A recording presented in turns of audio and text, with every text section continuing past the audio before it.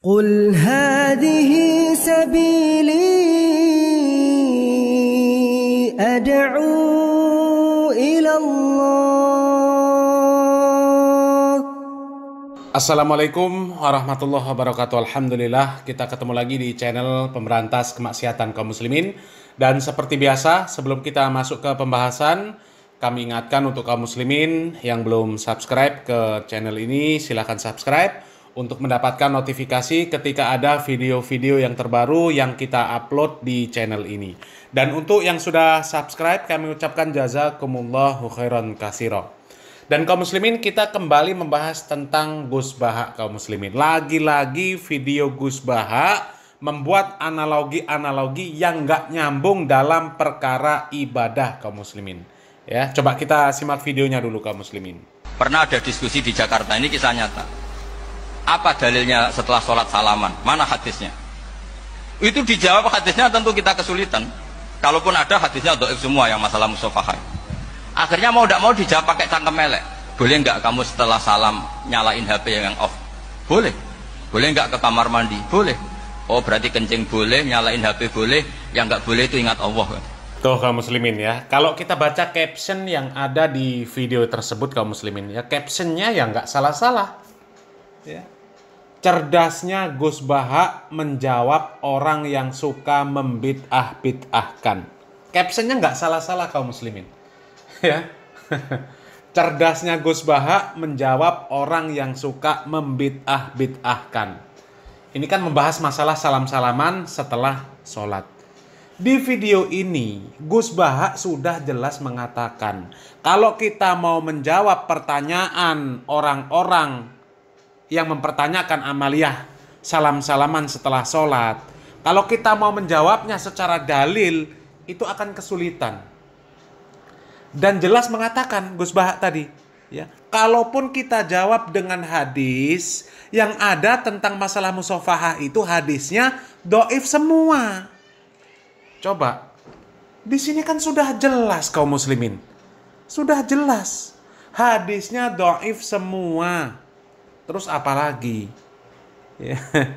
Mau dibela apa lagi? Sudah jelas hadis dhaif. Kok masih dipaksakan dibela-bela? Ya kan aneh kaum muslimin ya. Coba kita teruskan videonya kaum muslimin. Pernah ada diskusi di Jakarta, ini kisah nyata. Apa dalilnya setelah sholat salaman? Mana hadisnya? Itu dijawab hadisnya, tentu kita kesulitan. Kalaupun ada hadisnya dhaif semua yang masalah musafahah. Akhirnya mau tidak mau dijawab pakai cangkem melek. Boleh nggak kamu setelah salam nyalain HP yang off? Boleh. Boleh nggak ke kamar mandi? Boleh. Oh berarti kencing boleh, nyalain HP boleh. Yang nggak boleh itu ingat Allah. Karena mereka mengkritik wiridan, mengkritik salam. Akhirnya mikir deh, ada nggak hadisnya orang setelah sholat nyalain HP? Nggak ada kan? Tapi mereka nyalain HP nggak hambatan. Tapi untuk salaman masalah kan? Ke kamar mandi boleh. Tapi untuk wiridan enggak boleh. Nah kaum muslimin ya, ini analogi-analogi dari Gus Baha itu memang banyak yang nggak nyambung lah kaum muslimin ya. Banyak yang nggak nyambung.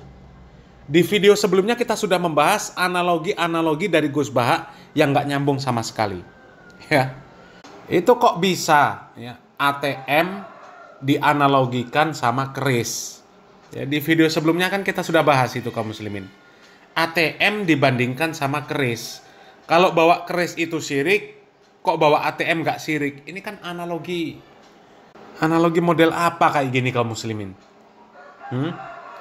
Kalau bawa keris, cuma sekedar bawa, sama seperti kita bawa motor. Ya nggak syirik kaum muslimin. Ngapain syirik?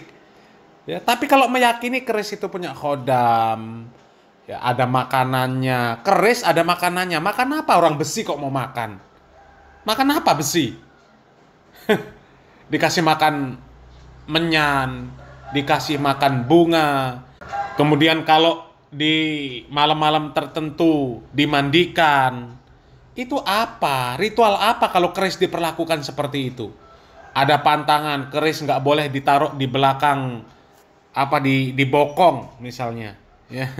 Nggak boleh ditaruh di tempat yang rendah lah, misal di lantai, ditaruh sembarangan lah, nggak boleh. Kalau sampai narok sembarangan bakalan kualat. Kalau seperti itu, punya keyakinan-keyakinan yang seperti itu namanya syirik. Ya, apa masalahnya? Besi, keris itu kan besi. Mau ditaruh di mana saja nggak ada masalah. Ya, mau dimandikan ya. Kalau besi untuk memotong, pisau, parang. Ya. Kalau tumpul ya dimandikan, diasah itu. Dimandikannya diasah. Ya. Lah kalau keris dimandikan pakai bunga 7 rupa, memandikan di malam-malam tertentu, dikasih makan, ada ritual-ritual tertentu, harus dibungkus dengan kain kafan. Itu kan keyakinan-keyakinan yang nggak ada hubungannya sama sekali. Kalau memperlakukan keris itu nggak punya sesuatu yang gaib, nggak punya kekuatan-kekuatan yang mistik lah kaum muslimin ya. Jadi kalau bawa keris, ya sekali lagi kalau bawa keris, kita cuma sekedar seperti bawa sendok, bawa gelas, bawa piring ya nggak ada masalah. Ya mungkin fungsi keris itu untuk nyongkel-nyongkel selilit di gigi ya nggak masalah. Ya. Tapi kalau sampai menganggap keris itu punya kekuatan gaib, harus diperlakukan dengan perlakuan-perlakuan tertentu, kalau tidak maka kualat, nah itu di sana. Itu terjadi kesyirikan. Ya. Kalau sekedar untuk, kalau orang Jawa nyengklit ya, cuma untuk diselipkan di pinggang, ya untuk ya sekedar apa ya, untuk gaya-gayaan saja ya nggak ada masalah. Ya, nggak ada masalah. Ya, jangan samakan dengan ATM. Lah kalau ATM itu secara ilmiah orang memang itu sudah dibuat sebagai alat transaksi kok. Ya, kalau keris dibuat untuk apa? Coba sekarang keris itu dibuat untuk apa? Untuk motong kayu nggak bisa. Ya, apa untuk ngiris bawang? Hah? Ini kan aneh analogi, kok keris dianalogikan dengan ATM, dianalogikan dengan handphone. Lah kalau handphone dengan ATM itu dibuat itu jelas, tujuan dibuatnya itu jelas. Handphone sebagai alat komunikasi. Itu fungsi utamanya untuk alat komunikasi. ATM jelas untuk alat transaksi. Apakah mau ngambil uang cash di ATM atau membayar secara elektronik? Jelas. Peruntukannya jelas. Lah sekarang keris itu dibuat untuk apa? Coba. Sekarang pertanyaannya, keris itu dibuat untuk apa? Untuk benda pusaka kan biasanya. Pusaka apa? Pusaka Belgedes. Coba kalau yang punya keris itu sakti-sakti itu berangkat ke Palestina. Berangkat ke Papua. Ya. Begitu juga dengan analogi ini. Ya, masalah selesai sholat, salam-salaman dianggap nggak boleh. Sementara buka handphone, nyalakan handphone yang off itu boleh. Sebenarnya ini perlu dirinci kaum muslimin. Ya. Kalau salam-salaman setelah sholat itu tidak masuk ke dalam rangkaian zikir setelah sholat, artinya ya mau salaman monggo, nggak ada ritual khusus setelah sholat, makanya nggak ada masalah. Ya, artinya waktunya salaman itu tidak ditentukan. Ya. Anggap itu adalah ketemu dengan sesama muslim kita salaman. Yang jadi masalah biasanya salaman setelah sholat itu diatur. Dia di ujung setelah zikir, barulah kemudian salam-salaman keliling. Ya, padahal tadi ketemu di jalan, ketemu ketika baru masuk masjid, mereka nggak salaman, nggak mengucapkan salam. Sementara hadis-hadis yang menunjukkan bahwasanya kita itu bertemu dengan sesama muslim, kemudian dianjurkan untuk mengucapkan salam, dianjurkan untuk bersalaman, ya, di mana dosa kita akan berguguran ketika bersalaman, itu tidak diamalkan. Tapi giliran di tempat yang tidak seharusnya melakukan amaliyah tersebut dilakukan, bersalam-salaman setelah sholat. Kemudian menganggap orang yang nggak ikut bersalam-salaman setelah sholat itu dianggap ya asing, ya nggak umum. Itu yang masalah. Ya, akhirnya ritual salam-salaman setelah sholat itu menjadi ritual rangkaian dari zikir setelah sholat. Makanya itu disebut bid'ah. Karena itu sudah dimasukkan ke dalam rangkaian ritual zikir setelah sholat. Ya kalau tidak dimasukkan ke dalam zikir setelah sholat ya nggak ada masalah. Tapi kenyataannya nggak seperti itu kaum muslimin. Itu sudah masuk ke dalam ritual zikir setelah sholat. Nyatanya mereka ketika baru masuk masjid ketemu nggak salaman. Ya, ketemu di jalan nggak mengucapkan salam, nggak salaman. Tapi giliran setelah sholat, setelah zikir, salam-salaman keliling. Ditambah lagi sambil salaman, sambil baca sholawat. Itu aturan dari mana? Dan nggak mungkin nggak mengharapkan keutamaan dari salaman-salaman tersebut.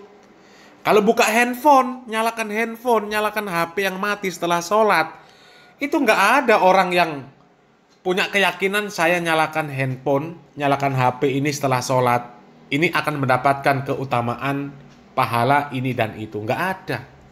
Dan itu nggak ada masuk ke dalam ritual sholat. Nggak ada yang anggap itu ritual di dalam sholat. Ya, nggak ada. Jadi analogi yang seperti ini analogi yang nggak beres lah kaum muslimin. Kalau masalah setelah sholat itu kita mau keluar masjid, naik mobil, naik motor, jalan kaki, naik sepeda, berlari, nggak ada masalah. Karena nggak ada kaitannya dengan ritual setelah sholat. Tidak ada yang meyakini itu adalah amalan khusus setelah sholat. Tapi kalau sudah menentukan ritual khusus, rangkaian-rangkaian khusus zikir setelah sholat, tanpa adanya dalil, tanpa adanya nas-nas yang sahih, maka itu yang dipermasalahkan. Ya. Ada yang sahih, kenapa kita pilih yang tidak sahih? Kan ada yang sahih itu zikir, bagaimana tuntunan zikir setelah sholat. Ada yang sahih, kenapa yang tidak sahih dikejar-kejar? Ya. Apalagi sudah mengakui bahwasanya hadis-hadis tentang musafahah itu semuanya dhaif, ya. Mudah-mudahan bermanfaat. Barakallahu fikum. Wassalamualaikum warahmatullahi wabarakatuh.